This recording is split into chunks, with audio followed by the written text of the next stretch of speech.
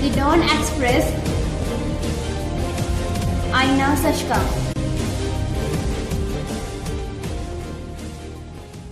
मैं Jagdish Tiwari the don Express में आपका स्वागत है। आशा है आप सब सुखी व स्वस्थ होंगे। आप सभी को ईद मुबारक। आज कुछ खास विषयों पर बात करेंगे। इस्लाम के पवित्र माह रमज़ान के पूरा होने के बाद आज ईद उल फितर का त्यौहार मनाया जा रहा है।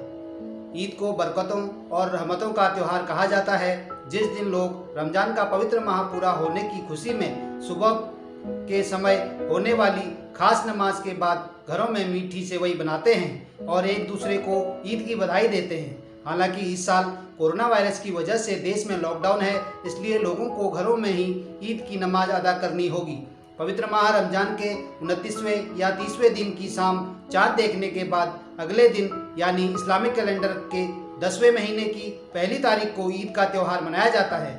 साल में ईद का त्यौहार 2 बार मनाया जाता है, जिसमें एक ईद उल फितर यानी मीठी ईद और दूसरा ईद उल जुहा यानी बकरी ईद कहा जाता है।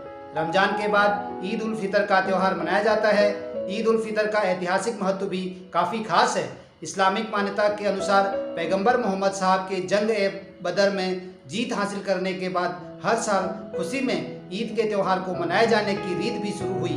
ईद के पहले माह रमज़ान के महीने में मुस्लिम समुदाय के लोग पूरे दिन बिना कुछ खाए कठोर उपवास रोजा करते हैं। इस महीने का दान भी विशेष महत्व है।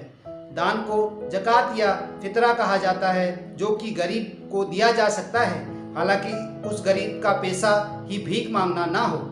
अगली खबर जम्मू के माता वैष्णो देवी मंदिर का संचालन करने वाले श्राइन बोर्ड के हिंदू मुस्लिम एकता की अनूठी मिसाल पेश की है।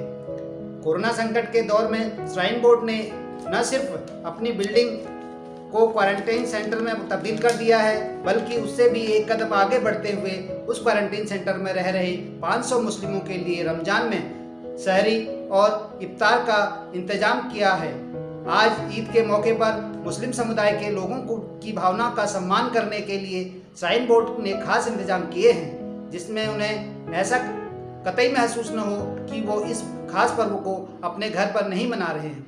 जानकारी के अनुसार श्राइन बोर्ड ने ये तैयारियां की हैं कि आज ईद के दिन मुस्लिम समुदाय के लोगों के लिए चना पूरी और हलवा परोसने का इंतजाम किया है। बोर्ड ही इन लोगों के खाने पीने का इंतजाम कर रहा है। कोरोना के चलते लगभग 500 मुस्लिमों को कटरा के आशीर्वाद भवन में क्वारंटीन किया गया है। रमज़ान के मौके पर श्री माता वैष्णो देवी श्राइन बोर्ड ने इन सभी लोगों को सहरी और इफ्तारी देकर शानदार मिसाल कायम की है। लॉकडाउन के कारण माता वैष्णो देवी मंदिर बंद है और श्रद्धालुओं के लिए बनाए गए धर्मशाला भी खाली हैं।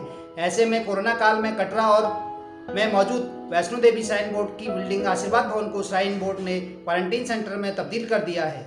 बता दें, आशीर्वाद भवन में वैष्णो देवी आने वाले श्रद्धालुओं को ठहराया जाता था।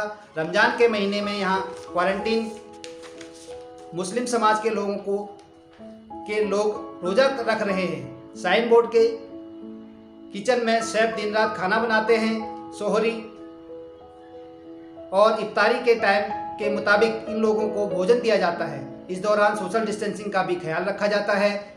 मुस्लिमों के रहने और खाने का सारा खर्च श्राइन बोर्ड उठा रहा है। माता वैष्णो देवी श्राइन बोर्ड की मेहमान नवाजी से क्वारंटीन सेंटर में रह रहे रोजेदार भी खुश हैं। जम्मू कश्मीर की मान्यताओं के मुताबिक उन्होंने भाईचारा कायम रखने के लिए इस तरह के इंतजाम किए हैं। श्राइन बोर्ड के इस कदम की हर तरफ तारीफ हो रही है। वैष्णो देवी मंदिर का संचालन करने वाले इस बोर्ड ने अपने इस छोटे से प्रयास से साबित किया है कि भारत खास क्यों है। अगली खबर, भारत में कोरोना के मरीजों की संख्या का आंकड़ा तेजी से बढ़ता जा रहा है। चीन से निकले इस खतरनाक वायरस से देश में अब तक कई लोगों की मौत हो चुकी है। इस बीच शोधकर्ताओं की एक शोध टीम में अध्ययन में पता चला है कि 21 से 28 जून के बीच कोरोना वायरस संक्रमण के हर दिन सर्वाधिक मामले सामने आने की आशंका है। कोरोना वायरस का कहर तेजी से बढ़ रहा है।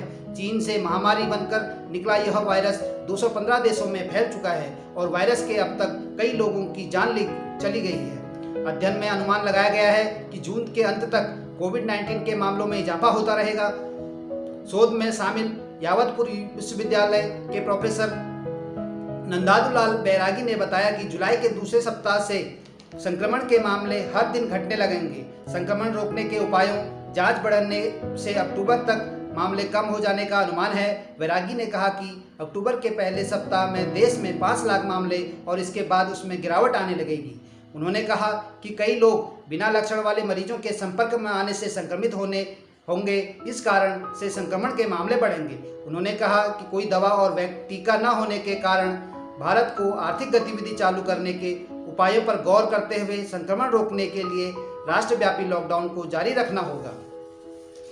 वहीं जाने माने विषाणु वैज्ञानिक शाहिद जमील का मानना है कि भारत में अब देशव्यापी लॉकडाउन से कोरोना वायरस से निपटने में मदद नहीं मिलेगी और इसके बजाय सामुदायिक स्तर पर रोकथाम के कदम उठाने एवं पृथकवास जैसी रणनीतियां अपनाए जाने की आवश्यकता है।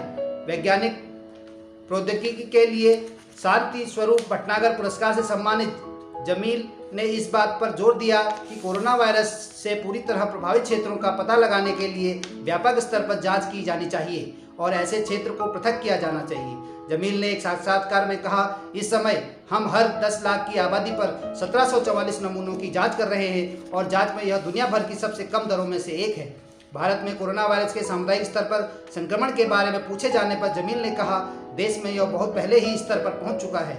बात सिर्फ इतनी है कि स्वास्थ्य प्राधिकारी यह स्वीकार नहीं कर रहे हैं। यहाँ तक कि ICMR की SARI संबंधी अध्ययन यह बताता है कि जो लोग संक्रमित पाए गए हैं उसमें से 40% लोग न तो हाल ही में विदेश गए थे और न ही वे ऐसे व्यक्ति के संपर्क में आए थे जिनसे संक्रमित होने की पुष्टि हुई हो। यदि यह सामुदायिक स्तर पर संक्रमण नहीं है तो क्या है? जमील ने कहा कि लॉकडाउन लागू करने से भारत को कोरोना वायरस से निपटने के लिए समय मिल गया, लेकिन इसे जारी रखने से अब कोई फायदा नहीं होगा। वहीं अगली खबर, विश्व स्वास्थ्य संगठन ने एक बार फिर दोहराया है कि कोरोना वायरस टीके को पूरी दुनिया के लिए एक सार्वजनिक वस्तुओं के रूप में मान्यता दी जाएगी। यह बिना किसी भेदभाव के प्रत्येक देश के लिए सुलभ होगी।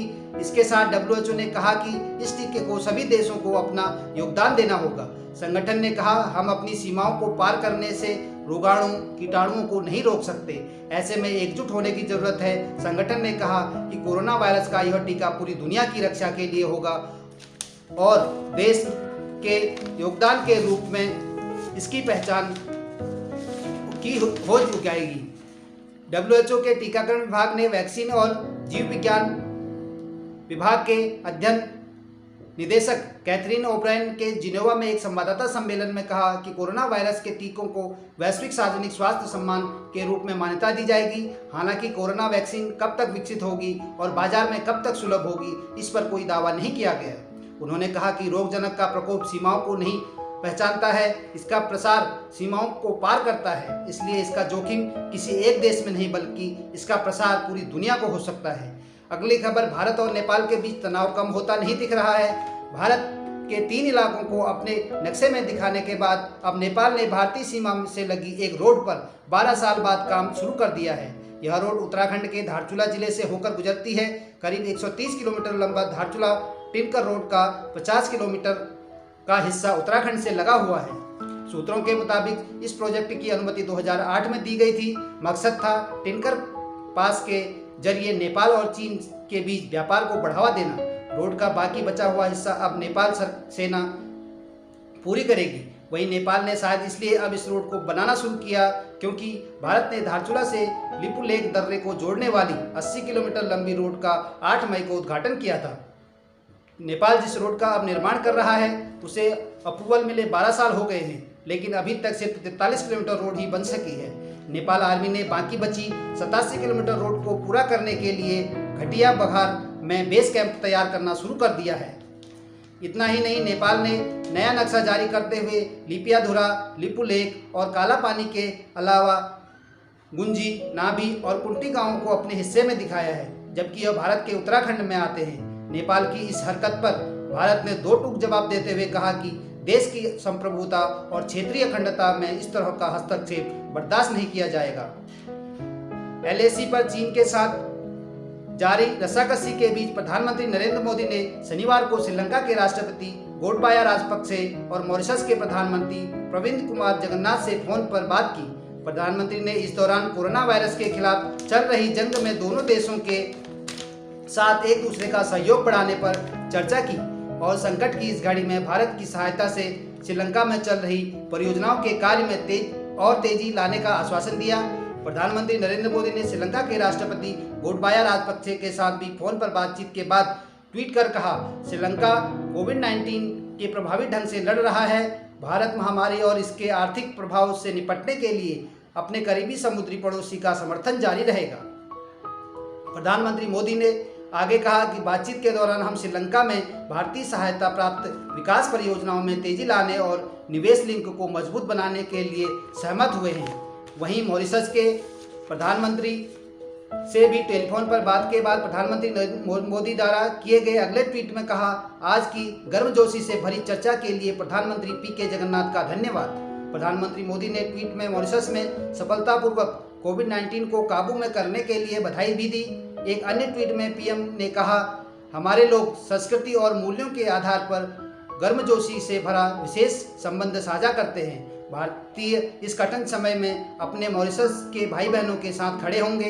रणनीतिक मामलों के विश्लेषक कमांडोर उदय भास्कर ने पीएम मोदी द्वारा श्रीलंका और मॉरिशस के राष्ट्र प्रमुखों से बातचीत को महत्वपूर्ण बताते हुए कहा कि भारत अपने छोटे पड़ोसियों के साथ बहुत ही गैर लेन देन के तरीके से दोस्ती का हाथ बढ़ा रहा है और इससे भारत की विश्वसनीयता बढ़ती है। उन्होंने कहा कि चीन को सीधे तौर पर उल्लेखित नहीं किया जा सकता, लेकिन भारत द्वारा अपनी विश्वसनीयता बढ़ाने के प्रयास के रूप में प्रधानमंत्री के उक्त प्रयास नई दिल्ली को लंबे समय में जरूरत के साथ एक दोस्त के रूप में अच्छी स्थिति में खड़ा करेगा। साभार, daily hunt and daily hope. धन्यवाद। The don express.